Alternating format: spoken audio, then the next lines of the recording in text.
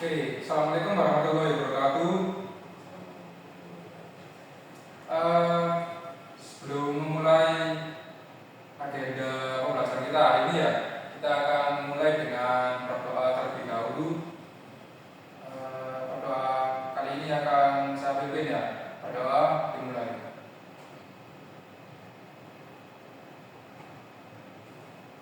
Oke, berdoa selesai. Sebelum masuk ke kegiatan pembelajaran kita hari ini, kita akan melakukan presensi terlebih dahulu, mengetahui siapa yang hadir dan siapa saja yang izin ataupun sakit hari ini ya.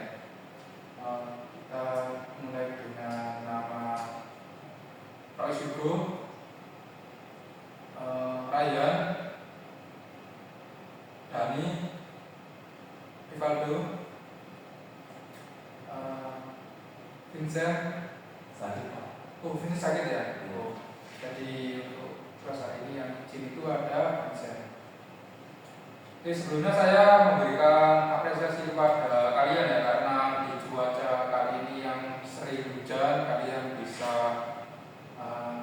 dapat menghadiri kelas hari ini. Terima kasih buat kalian semua yang hadir. Jadi pembelajaran kali ini kita akan berfokus pada sesuai pada judul ini ya, kita akan mempelajari bagaimana dasar kerja dari mesin kendaraan. Oke, kenapa kita harus mempelajari dasar kerja dari mesin kendaraan ini ya? Karena di mata pelajaran kalian selanjutnya akan mempelajari lebih banyak tentang bagaimana kompleksitas dari mesin itu sendiri. Jadi kalian harus mempelajari bagaimana dasar dari kerja mesin kendaraan itu sendiri. Mungkin dari teman-teman apa ada yang tahu bagaimana mesin kendaraan itu kerja, atau apa saja mungkin konfigurasi dari mesin itu sendiri? Ada yang tahu? Oke, jadi kalau belum tahu kita akan masuk ke pemaparan selanjutnya ya. Jadi mesin sendiri itu adalah komponen yang menghasilkan tenaga yang dibutuhkan untuk menjalankan mobil. Mesin terbagi menjadi dua, yaitu yang pertama ada mesin gasolin, terdiri dari mesin yang menghasilkan tenaga, sistem bahan bakar yang menyediakan bahan bakar, sistem lubricating yang memiliki berbagai bagian, sistem cooling yang mencegah mesin terlalu panas, sistem pengapian yang membakar campuran air fuel, dan sistem intake exhaust. Dan juga ada mesin diesel. Jadi mesin diesel itu mempunyai bentuk sama dengan mesin gasolin.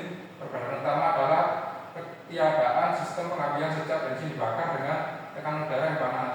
Tapi mesin diesel membutuhkan fuel injector. Di sini juga ada bagaimana konstruksi dari mesin itu sendiri, dari posisinya. Yang pertama ada yang atas sendiri, yaitu ada front engine dengan rear drive vehicle. Yang kedua ada front engine dengan front drive vehicle. Yang ketiga ada rear engine dengan rear drive vehicle. Jadi yang pertama ini ada front engine rear drive vehicle. Ada yang tahu dari salah satu contoh mobil Aksawis yang sering kalian jumpai pada jalan itu,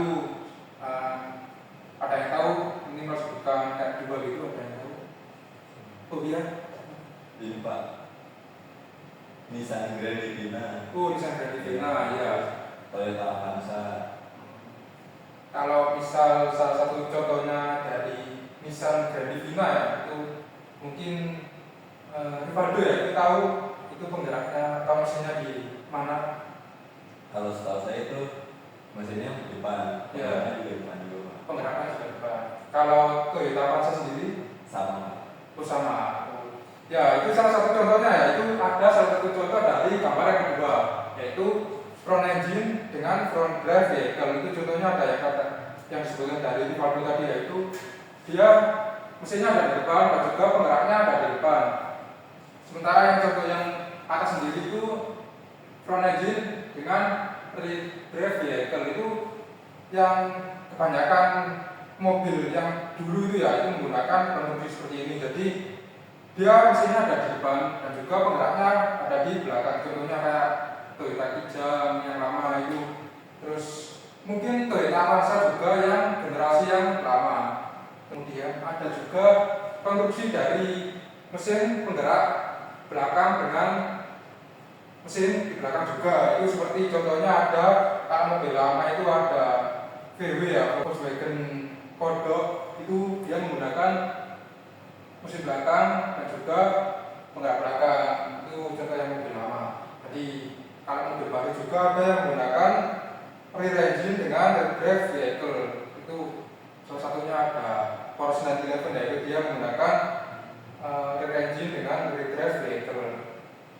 Selanjutnya di konstruksi mesin. Jadi konstruksi mesin sendiri adalah bagaimana penggabungan dari beberapa part ya yang membentuk mesin sendiri. Yang pertama ada cylinder head, yang kedua ada cylinder head cover, yang ketiga ada piston, yang keempat ada cylinder block, yang kelima ada crankshaft, dan juga ada oil pan, connecting rod, dan camshaft.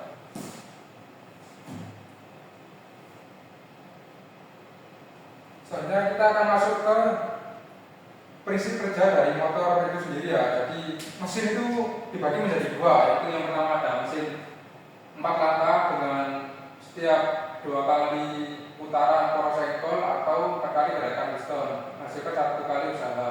Dan juga ada mesin 2 langkah setiap 1 kali putaran motorcycle atau 2 kali gerakan piston menghasilkan 1 kali usaha.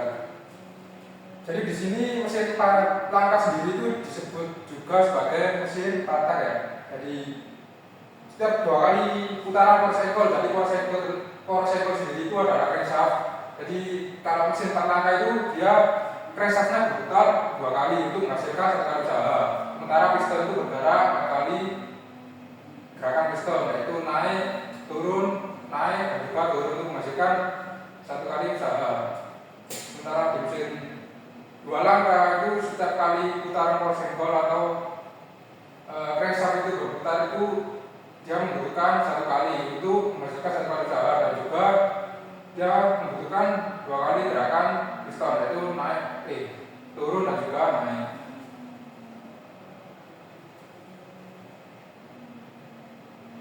Nah, seperti yang saya jelaskan sebelumnya, yaitu di sini ada engine cycle, bagaimana perputaran dari mesin itu sendiri ya. Yang pertama itu ada intake, yang kedua ada compression, yang ketiga ada combustion, yang keempat ada exhaust. Nah, jadi ini adalah bagaimana putaran dari atau alur dari mesin itu sendiri bekerja. Nah, sementara kalau di grafik sendiri itu berfokus pada mesin 4 langkah. Jadi mesin 4 langkah itu sendiri yang seperti saya sebutkan sebelumnya, yaitu ada 4 kali gerakan piston. Nah, ini yang dimaksud. Jadi itu ada intake, yaitu langkah hisap, kompresi atau kompresi itu langkah itu ya, kompresi ya. Combustion itu langkah pembakaran, dan juga ada exhaust itu langkah pembuangan. Gerakan periodik di dalam silinder dari pipa campuran air ke dalam silinder, ke penekanan, ke pembakaran, dan ke pembuangan gas yang telah dibakar keluar dari silinder disebut ya, ini ya, yang disebutkan tadi engine cycle.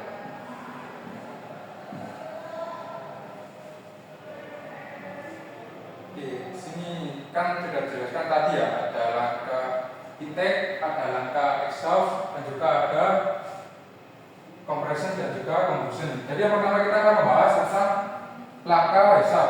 Di sini piston bergerak dari TMA ke TMB. Kaki hisap terbuka menghisap campuran bahan bakar. Jadi langkah hisap sendiri ini piston bergerak dari TMA. TMA sendiri adalah ketika seperti pada gambar ya. TMA sendiri itu ketika piston bergerak pada ujung dia bisa bekerja ya. Jadi ketika valve itu mulai dibuka atau katup itu mulai dibuka, piston bergerak ke bawah, campuran bahan bakar akan masuk ke ruang bakar. Seperti pada penjelasannya, katup bisa terbuka, menghisap campuran bahan bakar. Selanjutnya kita akan masuk ke langkah compression stroke. Di sini ada langkah kompresi ya. Jadi kan sebelumnya kita masuk ke langkah hisapkan ya tadi ya. Sementara kita di sini masuk ke langkah kompresi. Langkah kompresi ini kita bergerak dari TMB ke TMA, kedua kartu tertutup, campuran bahan bakar dan udara dimanfaatkan. Jadi sebelumnya gini ya, pada saat langkah hisap tadi piston bergerak ke TMA ke TMB, sementara pada saat langkah kompresi piston bergerak dari TMB ke TMA. Jadi sekarang piston diawali dengan berada di TMB. Jadi TMB sendiri itu titik mati bawah. Jadi piston bergerak dari paling bawah dia bekerja. Jadi seperti pada gambar itu piston bergerak ke atas sesuai dengan tanda panah. Di sini campuran udara dan bahan bakar yang sebelumnya masuk dari langkah intake mulai dimanfaatkan, dan di sini campuran bahan bakar dan udara mulai terkompresi. Nah, setelah kita masuk ke langkah kompresi, kita akan masuk ke langkah usaha. Di langkah usaha sendiri ada langkah tentu api pada akhir langkah kompresi dan terjadi pembakaran. Piston bergerak dari TMA ke TMB. Nah, di sini setelah piston bergerak dari sebelumnya, piston itu bergerak dari TMB titik mati bawah, di mana piston itu bergerak ke arah TMA untuk menghasilkan langkah kompresi. Di sini piston mulai bergerak ke arah TMA ke TMB untuk menghasilkan langkah usaha. Jadi di sini pada saat langkah usaha itu busi mulai memercikan api untuk melakukan pembakaran ya. Jadi di sini setelah udara dan bahan bakar dikompresi, piston mulai bergerak ke bawah dengan campuran udara dan bahan bakar yang telah terbakar oleh busi itu sendiri. Nah, selanjutnya kita akan masuk kepada langkah exhaust stroke atau langkah buang. Jadi di sini piston bergerak dari TMB ke TMA, kartu buang terbuka, piston mendorong gas bekas sisa pembakaran yang keluar tadi. Jadi seperti yang penjelasan sebelumnya ya, itu langkah combustion di mana busi mulai melakukan pembakaran. Dengan saat exhaust sendiri ini piston bergerak dari bawah yaitu TMB menuju ke TMA. Jadi campuran bahan bakar dan udara tadi yang sudah dibakar oleh busi dibuang oleh langkah usaha ini. Jadi pada saat langkah usaha piston bergerak ke atas, campuran udara dan bahan bakar akan terbuang melalui katup dari exhaust sendiri. Ini katup ini akan terbuka, sementara katup intake ini akan tertutup. Di situ langkah exhaust sendiri akan bekerja sesuai dari proses kerja langkah motor pada itu sendiri.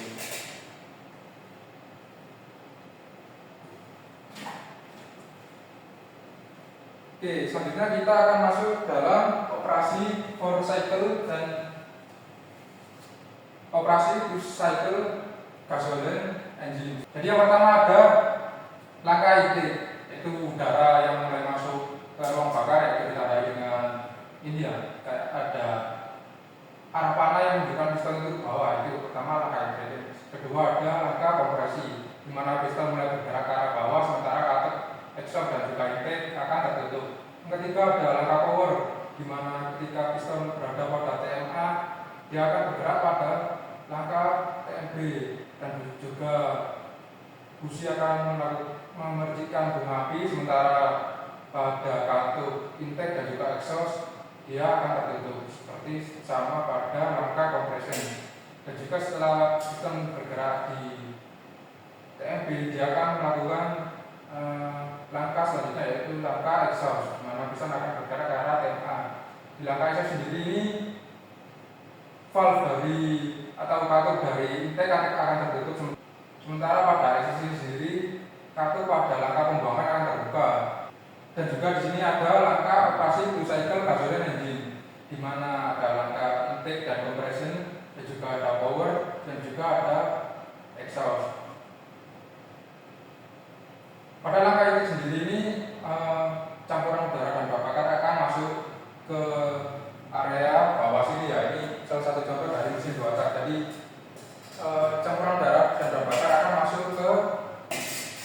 dalam ruangan ini ya, dalam crankshaft, dan juga kita masuk ke langkah power.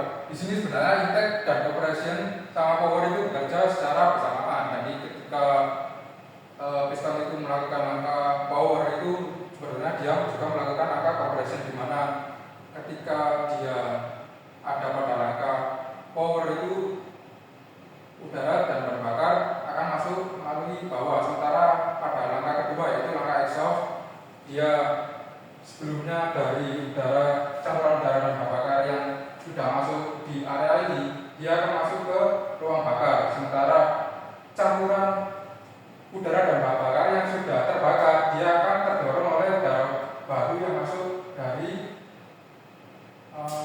langkah intake dan kompresi ini ya. Jadi udara bahan bakar baru masuk, sementara udara dan bahan bakar yang sudah terbakar akan keluar melalui langkah exhaust.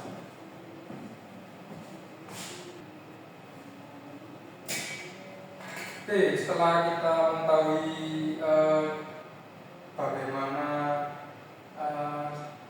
mesin itu bekerja ya, yang sudah dijelaskan tadi ada langkah 4 tak dan juga langkah 2 tak. Di sini kita akan masuk ke komponen-komponennya dalam mesin itu sendiri. Yang pertama ada silinder. Silinder adalah bagian yang mengubah di mana tidak energi mekanik. Blok silinder biasanya terbuat dari besi tulang dengan paduan aluminium. Silinder blok sendiri terdiri dari beberapa ruang silinder tempat piston bergerak naik turun. Silinder pada blok silinder ditutup dengan kepala silinder dengan terlebih dahulu dipasang pada gasket di antara silinder head dan juga silinder blok. Untuk pendingin silinder, maka di sekelilingnya dipasang water jacket. Nah, di sini ada salah satu komponen yang menjadi ruang pembakaran ya, yang sebelumnya dijelaskan itu. Jadi silinder ini merupakan bagian krusial dari kendaraan. Jadi di silinder sendiri ini udara dan bahan bakar akan dibakar, dan juga untuk mengurangi panas dari hasil pembakaran sendiri itu di sini ada yang namanya water jacket. Itu ada semacam ruangan sendiri untuk pendingin dari silinder yang isinya itu adalah bulen, air bulen atau cairan bulen. Di situ berfungsi untuk mendinginkan dari silinder itu sendiri.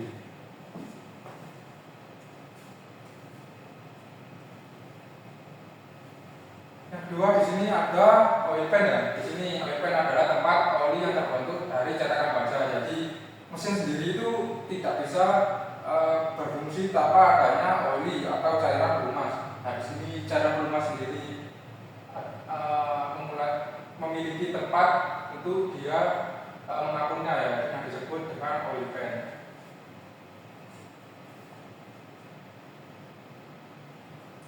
Oke, selanjutnya kita akan masuk kepada kepala silinder. Jadi sebelumnya yang disebutkan pada materi sebelumnya itu ada silinder. Di sini ada kepala silinder atau head silinder. Head silinder digunakan pada tekanan tinggi pada saat mesin beroperasi, terbuat dari balutan besi yang mempunyai perubahan panel kecil atau campuran aluminium yang mempunyai efek menyejuk besar. Jadi di sini untuk menutup dari silinder itu sendiri, yaitu di atasnya ada kepala silinder yang berisi dari beberapa komponen.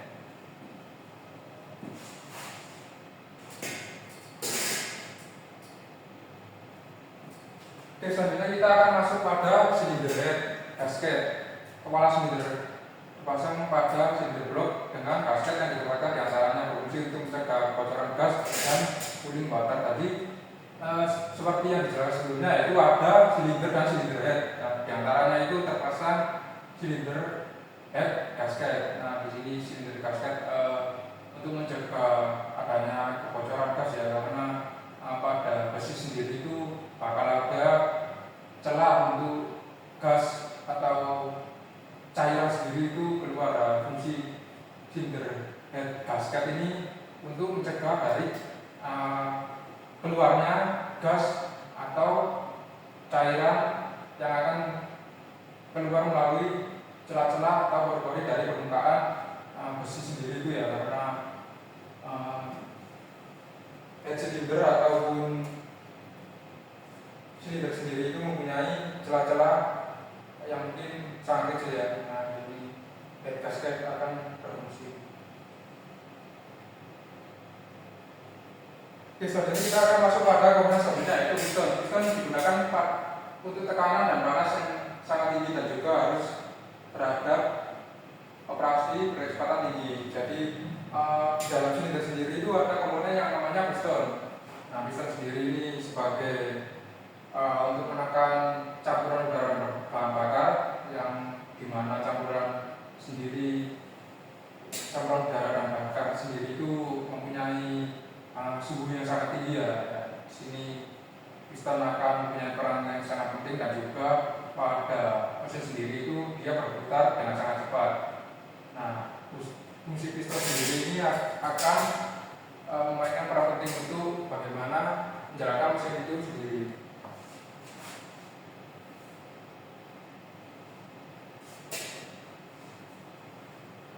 Oke, selanjutnya ada crankshaft. Crankshaft sendiri berfungsi untuk mengubah gerakan naik turun piston menjadi gerakan putar yang pada akhirnya menggerakkan roda kendaraan. Dan seperti crankshaft ditunjukkan pada gambar di atas. Nah, di sini ada salah satu gambar dari crankshaft itu sendiri ya. Jadi crankshaft ini akan berhubung dengan piston yang akan mengubah dari putaran naik turunnya piston seperti pada langkah sebelumnya, pada langkah bisa, pada langkah kompresi, ada langkah usaha, dan juga ada langkah buang. Di situ piston bergerak naik turun. Nah, di sini crankshaft akan mengubah gerakan tersebut untuk menjadi gerakan yang mana akan menggerakkan roda pada kendaraan itu sendiri. Oke, kita akan masuk pada komponen selanjutnya, yaitu ada flywheel. Flywheel adalah piringan yang terbuat dari balikan besi yang terbaut pada bagian belakang pada crankshaft. Fungsi dari flywheel adalah untuk menyimpan tenaga putar atau memenuhi inersia yang dihasilkan pada saat langkah usaha agar crankshaft tetap berputar pada langkah berikutnya. Oke, jadi kita masuk pada langkah proses kerja dari motor dua langkah, dan juga di sini ada langkah kompresi dan juga langkah isap, dan juga ada langkah selanjutnya yaitu langkah usaha dan langkah buang. Di langkah pertama yaitu langkah kompresi dan langkah isap bisa bergerak dari TNP menuju TNA. Di sini saluran udara masuk ke ruang silinder yang tertutup, dan juga dengan langkah kompresi saluran intake pada ruang engkel terbuka, campuran bahan bakar dan udara masuk ke ruang engkel. Sementara pada langkah usaha dan langkah buang, piston bergerak dari TMA menuju TMB. Api busi menyala beberapa derajat sebelum piston mencapai TMA. Panas gas hasil pembakaran mendorong piston menuju TMB sampai saluran buang terbuka dan gas bekas keluar.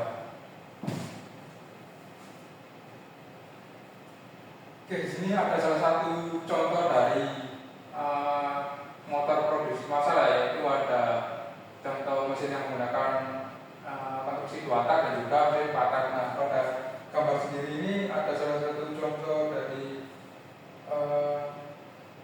kendaraan motor sendiri, yaitu yang pertama di dua tak ada Yamaha Viz R ya, atau F1ZR. Yang kedua ada motor 4 tak yang digunakan pada Honda CBR 150R. Nah, dan juga di sini pada mobil sendiri ada yang menggunakan mesin 2 tak dan juga mesin 4 tak sendiri. Yang pertama di mesin 2 tak ada Suzuki Cherry yang generasi lama, yaitu ada Suzuki Cherry ST20, dan juga yang kanan itu ada mobil yang menggunakan mesin 4 tak, yaitu ada Honda Brio yang baru itu. Dia sudah menggunakan mesin 4 tak.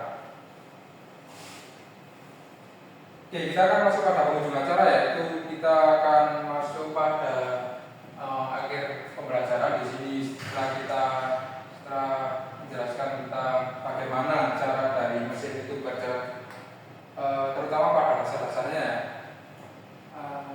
Apakah dari teman-teman sendiri ada yang ditanyakan atau yang adanya mungkin yang kurang paham dari mesin dasar dari mesin 2 tak atau 4 langkah itu sendiri? Oh iya, ada 2 pertanyaan Pak. Oh boleh.